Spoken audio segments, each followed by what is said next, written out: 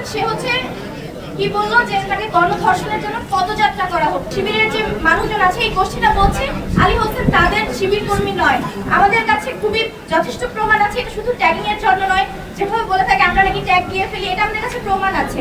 আমরা যদি কোনো একটা জায়গায় সাক্ষাৎকার দিই এর নিচে আপনারা দেখবেন কত শত আইডি কত বাজে বাজে কথা বলে। একটা নরমাল আমরা যারা মনোনয়নপত্র গ্রহণ করেছি এই ডাকসু নিয়ে মনোনয়নপত্র গ্রহণ থেকে শুরু করে আজ অবধি আমরা কিন্তু প্রতিটা সময়ে মেয়েরা হেনস্থার শিকার।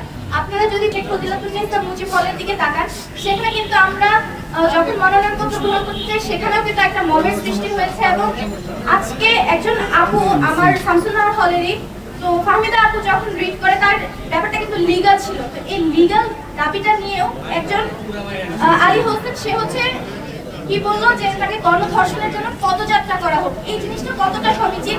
আরেকটা জিনিস আপনি দেখবেন আমরা কিন্তু এই নারী বান্ধব ক্যাম্পাসের জন্য আজকে পদযাত্রা করেছি। সব মশার বিরুদ্ধে সুরক্ষা দিতে এলো বসুন্ধরা এক্সট্রিম অ্যারোসল, মশার বিরুদ্ধে এক্সট্রিম সুরক্ষা। এবং শিবিরের যে মানুষজন আছে এই গোষ্ঠীটা বলছে আলী হোসেন তাদের শিবির কর্মী নয়। আমাদের কাছে খুবই যথেষ্ট প্রমাণ আছে, এটা শুধু ট্যাগিং এর জন্য নয়, যেভাবে বলে থাকে আমরা নাকি ট্যাগ দিয়ে ফেলি, এটা আমাদের কাছে প্রমাণ আছে। আর উনি যদি সত্যি শিবির কর্মী না হয় তাহলে আজকে কেন ওনারা আরেকটা পদযাত্রা আমাদের সাথে করলো না? ওনাদের কেন কোনো পদক্ষেপ এখন আমরা দেখতে পেলাম না? যখন 5 আগস্টের আগে যখন আমাদের জুলাই আন্দোলন হয় তখন কত শত নারী এই আন্দোলনে অংশগ্রহণ করেছে, কিন্তু এখন কেন কোনো নারী এই জিনিসগুলোতে আসে না? কেন পলিটিক্সকে তারা ভয় পায়? কেন দেশের জন্য তারা কাজ করতে ভয় পায়? কারণ হচ্ছে সাইবার বুলিং।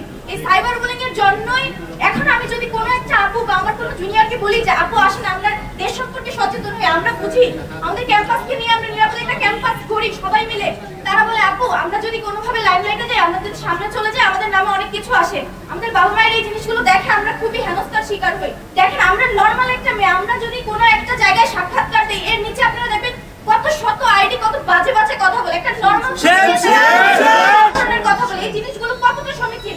আবার শিবির বলে তারা নাকি নারী বান্ধব ক্যাম্পাস আমাদেরকে উপহার দিবে, আসলে কতটা সুন্দর নারী বান্ধব ক্যাম্পাস তারা উপহার দিবে এটা আমরা কালকে দেখতে পেয়েছি। এবং তারা আজকে কি পদক্ষেপটা নিল এটা আমরা দেখতে পেয়েছি। তো আমরা চাই আমরা প্রত্যেকটা নারী যেমন জুলাইয়ে আন্দোলনে অনেক সুন্দরভাবে কাজ করেছি, আমরা দেশের জন্য কাজ করেছি, আমরা আমাদের ক্যাম্পাস ভালো রাখার জন্য কাজ করেছি, আমরা চাইবো প্রত্যেকটা নারী যেন আমাদের পাশে থাকে এবং প্রত্যেকের সচেতনতার সহিত ডাকসুতে কাকে ভোট দিলে আমাদের নারী বান্ধব ক্যাম্পাস আমরা পাবো এই জিনিসটা যেন সবসময় খেয়াল রেখে তাদের ভোটের অধিকারটা তারা নিশ্চিত করে। আমরা চাই না ডাকসু পিছাক, ডাকসু আমাদের অধিকার। আমরা চাই ডাকসু যথাসময় নির্দিষ্ট সময় সুন্দরভাবে হোক।